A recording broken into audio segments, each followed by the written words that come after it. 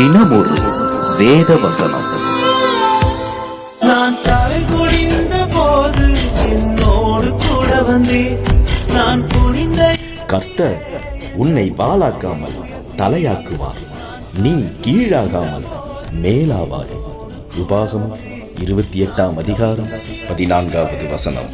தலையை உயர்த்தி என்னை கொடுக்காதவர், என்னை நடத்துகின்றவர், என்னை